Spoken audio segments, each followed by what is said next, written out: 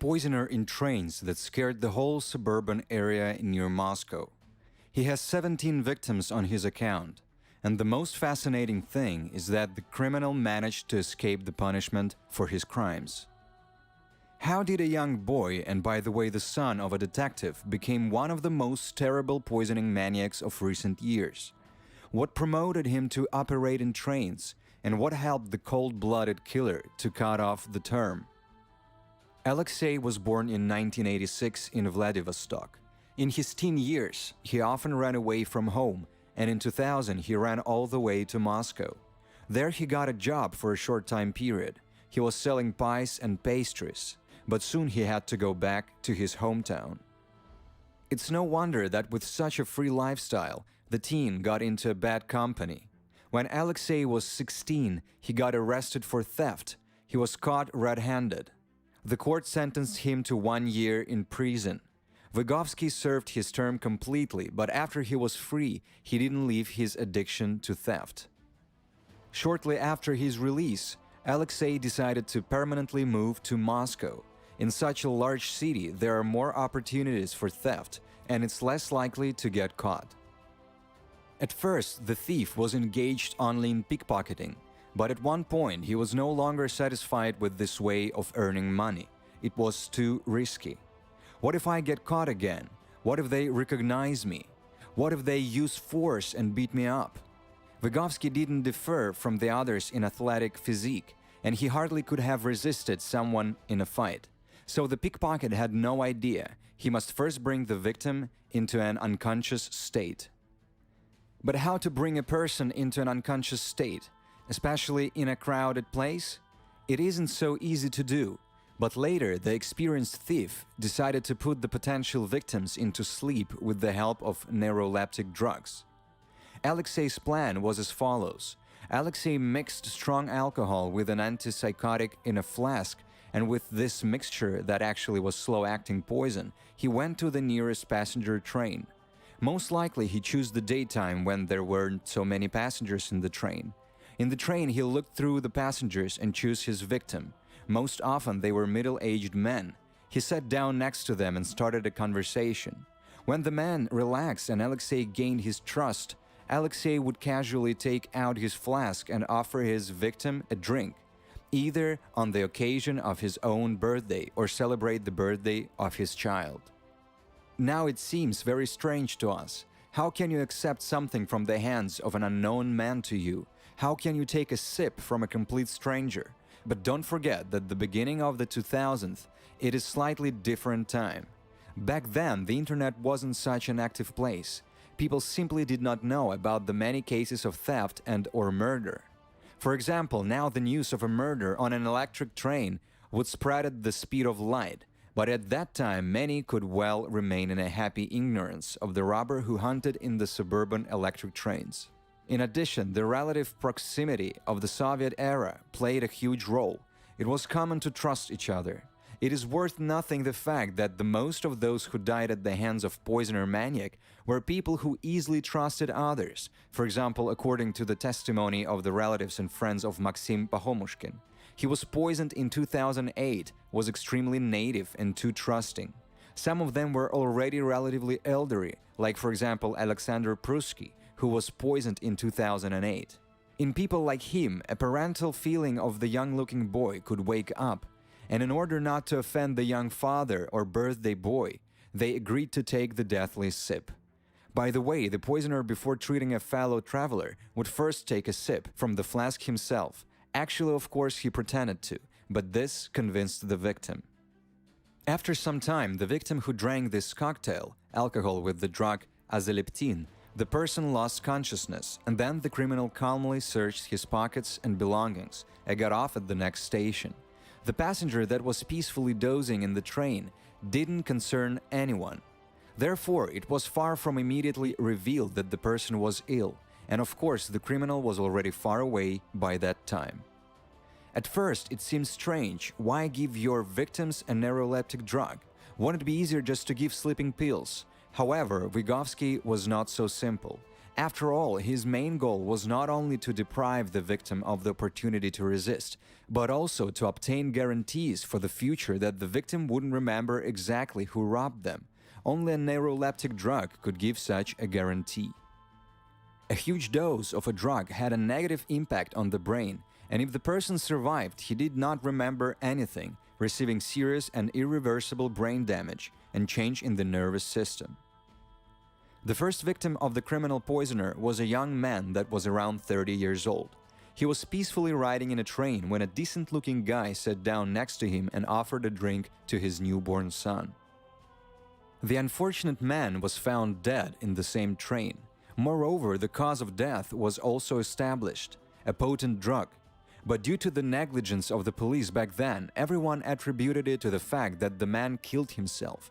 They said that the guy poisoned himself and there is no crime here. However, the dead man's credit card was stolen and there were even attempts to withdraw the money from it. The bank's cameras captured a hazy image of a man standing at the ATM. But all to no avail, no one wanted to take on this business.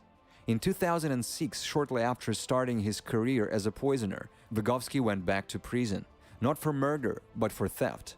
He only served 1 year again, and after he was released. Realizing that nobody cares about murders in the trains, the guy decided that he found a gold mine and started to live big. To make it more convenient, he put together a gang, taking 2 more people into his team, Shukrat Juraev and Ilya Trubanov. The 3 of them lived together in a rented apartment. Why did Vygovsky need this? As we remember, he was very cautious, and that's why Juraev and Trubanov stood on the nicks while the poisoner soldered and cleaned the pockets of his next victim. This went on for 2 whole years. During this time, the team managed to rob more than 30 people. Alexey got rich, began to buy expensive clothes for himself, bought a foreign car, and spoiled his girlfriend with expensive gifts, who didn't know what her boyfriend was doing. Vygovsky stole not only money, but also personal belongings and jewelry, which he then resold on the black market. It is likely that the 32 people that figured in the investigation case are only a part of victims that suffered from the criminal. Some possibly survived but simply didn't go to the police. Some dead bodies found in the electric trains might not have been checked for the presence of antipsychotic drugs. Hence, the exact number of Vygovsky victims is forever covered in the darkness of uncertainty. The serious search for the criminal began only after one of the survivors came to the police. It was then when they remembered the video from the built-in camera at the ATM. The poisoner was arrested right at the train station. He was just about to get on the next train and had a flask with the hellish poison on him. During the interrogations, Alexey assured that he didn't want anyone's death and that he didn't know that the people that left in the unconscious state were dying. Therefore, he should be tried solely for unintentionally causing death by negligence and robbery. The court considered this interpretation quite logical. Therefore, Vygovsky wasn't given a life sentence, which he fully deserved by the number of victims, 17 killed and 15 injured, handicapped for the rest of their life, but only 22 years and 3 months in the strict regime colony. Thus, Vygovsky will be released approximately in 2033, and maybe even earlier. After all, no one cancelled the parole for exemplary behavior. One of the maniac poisoner's colleagues, Shukrat Juraev, received 15 years in jail, and Ilya Trubanov died during the investigation. He had a severe addiction. Of course, Alexey Vygovsky cannot be called a classical maniac. He killed with the intention to get rich. The guy wanted a luxurious life, but the thief clearly didn't want to work. He was addicted to theft from childhood. He saw them as an easy way to the passionately desired achievement. And yet, Vygovsky was not a traditional pickpocket either. It is worth remembering that petty thieves try to avoid murder. For them, it was both unprofitable and troublesome. But this person wasn't like that. Without any double thought, he cold-bloodedly killed 15 people. 2 more victims were on the accounts of his parents. It is hardly possible to trust Vygovsky that he didn't know about the death of his victims. The actions of the Moscow poisoner betray him as cautious and even a cowardly person. Surely after the first case, which ended by the way in a murder, he didn't monitor the news, didn't try to find any information about the body found in the train. Moreover, the further continuation of the terrible career indicates that Alexey was well aware of the fatal outcome in the case of the first victim, and it was the lack of punishments for this crime that prompted Alexey to continue. So is Alexey Vygovsky a maniac? The nickname Moscow Poisoner suited him the best, but still, it is likely that Vygovsky, like a real maniac, experienced some satisfaction precisely from the process of killing or from leaving his victim in danger. The thirst for easy money is truly indestructible. In 2019, a similar criminal to Alexey Vygovsky suddenly appeared. 26-year-old Murat Sabanov took his place. He worked in a similar way. In the hot summer of 2019, he approached young people on the street and offered them sips of soda. As we can see over the past years, not everyone managed to become more cautious, and the poisoning scheme remained to work quite well. The woman Lyudmila Chizhova became one of Murat's first victims. In the beginning of June, she was walking with her friends on Chistые Prudy. Suddenly, a man who introduced himself as Murat approached them and joined their company. While they were walking around the city, the woman complained that she was thirsty, and the stranger offered her a chilled soda. After the first sip, Lyudmila lost consciousness and ended up in a hospital in coma. The next 3 days, the girl spent in a coma, which followed from the poisoning of an unknown psychotropic substance. Subsequently, it turned out that at least 24 people were similarly affected. The young man who introduced himself first as Murat, then as Anvar, then as Azamat, casually offered Fanta, Coca-Cola, or either just water to thirsty strangers. Beforehand, he added phenazepam and tramadol to the bottles with liquids. These drugs were found on Sabanov's personal belongings. After the victims passed out, he took their credit card, cash, and jewelry. Murat operated exclusively in the Basman district because he was familiar with the local police and therefore he felt confident. Usually, all of Sabanov's victims were slightly tipsy.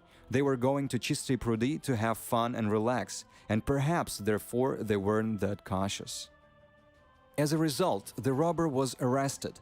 During the investigation, he was charged with 30 episodes of poisoning and robbery. 5 victims suffered severe bodily harm. As a total, the poisoner managed to steal valuables and money for a total of 1 million rubles. Currently, the trial is ongoing and the follower of Alexey Vygovsky is clearly facing a considerable time. By the way, a case of negligence was also initiated against the policemen who were familiar with the criminal, who once, after the arrest, released him on bail, after which the poisoning of course continued, despite the fact that the victim's belongings were found in Murat Sabanov's pockets. At trial, the defendant admitted his guilt only partially. Following the example of Vygovsky, Sabanov also declares that he did not intend to cause serious harm to the victim's death.